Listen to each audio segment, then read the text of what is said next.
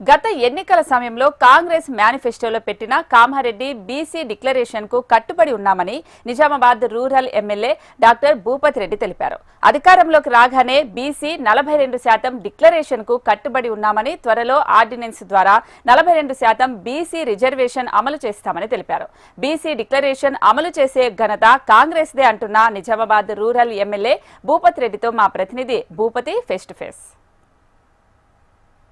రాష్ట్ర మంత్రి మండలి 42% బీసీ రిజర్వేషన్ ఆమోదం తెలపడంతో రాష్ట్ర వ్యాప్తంగా కాంగ్రెస్ సంబరాలు చేపడుతుంది.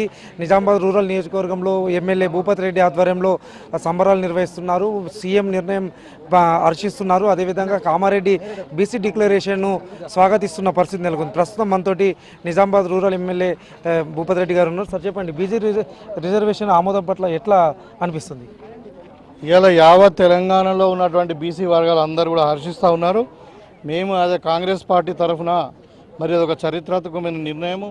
ఎప్పుడైతే మేము కామారెడ్డి డిక్లరేషన్లో మేము బీసీ రిజర్వేషన్ పెంచుతాము 42% అని చెప్పడం జరిగిందో దానికి కట్టుబడి ఉండి మరి వాళ్ళ బీసీ కులగణన చేసి మరి 56% రిజర్వేషన్ మన 56% పాపులేషన్ ఉందని చెప్పి నిర్ధారించుకున్న తర్వాత 42% ఖచ్చితంగా అమలు చేయాల్సిందే, ఎన్ని అడ్డంకులు ఉన్నా కానీ అని చెప్పి మరి బిల్లు కూడా తేవడం జరిగింది. 2 బిల్స్ పెట్టాము. ఒకటి ఎడ్యుకేషన్కు మరి ఎంప్లాయ్మెంట్కి సంబంధించింది, ఇంకొకటేమో రాజకీయ రిజర్వేషన్ గురించి మన బిల్లు తేవడం జరిగింది.